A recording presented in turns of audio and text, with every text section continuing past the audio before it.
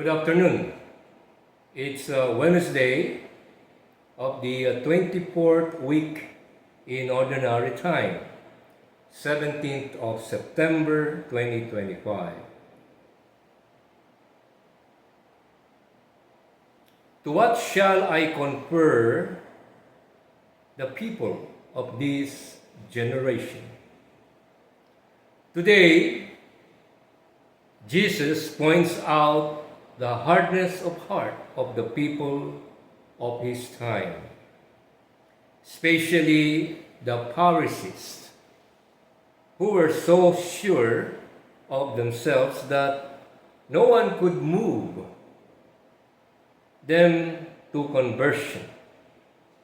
They were unmoved by John the Baptist, who neither ate bread nor drank wine. Instead, they accused him of being possessed by a demon. Nor were they moved by the Son of Man, who eats and drinks. Him they accuse of being a glutton and a drunkard, worse yet, friend of tax collectors and sinners. Behind these accusations lies pride and arrogance. No one is going to teach them anything. They will not accept God, rather, they create their own God, one that never disturbs their comfort, their privilege, or their interest. We, too, face the same danger. How often we criticize everything. If the church says this, then it's wrong. If it says the opposite, that's wrong too. And the same could be said of how we treat God or others. Deep down, sometimes even without realizing it, we are just trying to justify our laziness and our lack of desire for true conversion, to excuse our comfort and lack of natural, the not seeing one's own wounds, especially when one has covered them up so as not be able to see them.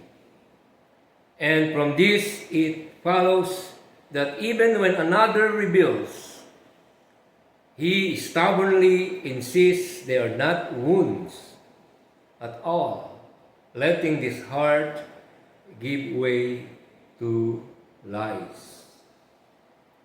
We must allow the Word of God to reach our hearts and convert us, to change us, to transform us by its power. But for that, we need to ask for the gift of humility. Only the humble can welcome God and therefore allow Him to draw near to us. Because we, like the tax collectors and sinners, are in desperate need of His healing. Woe to the one who thinks he has no need of the physician. For the worst thing that can happen to a sick person is to believe he is healthy. The illness advances unchecked, and he never seeks a remedy. The truth is, all of us are mortally ill, and only Christ can save us, whether we are fully aware of it or not. So let us give thanks to the Savior and welcome Him as such. Not all can perceive wisdom in all its perfection. Nevertheless, All are filled with the spirit of wisdom according to their capacity, provided that they have faith. If you believe you possess the spirit of wisdom, it will do us good to ask ourselves, how do I want to be saved? My way? Or in a divine manner that is, or on the path of our Lord Jesus Christ? Faith and the practice of the gospel provide each person with an experience of life in Christ, who enlightens him and makes him able to evaluate the divine and human realities according to the Spirit of God.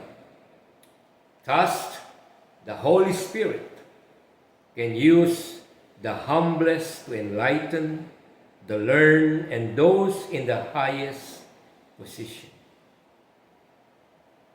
My dear brothers and sisters in Christ, for today's Mass, Wednesday, September 17, 2025, I am offering all of this to all of you, to all of our followers and subscribers, to our Mother of Perpetual Help online ministry, especially to all my subscribers to Tatay Philip at YouTube channel and followers of TikTok, Threads, Instagram.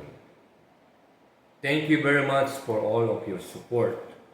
And also, we are praying for the souls of Araceli Carbonell of Hayward, California, Jenny Ong Chua of Taipei, Taiwan, Republic of China, and of course to my departed father, Eutiquiano Perez Versosa of San Jose, Montalban, Rizal. Thank you for joining me this afternoon. In the name of the Father, and of the Son, and of the Holy Spirit. Amen.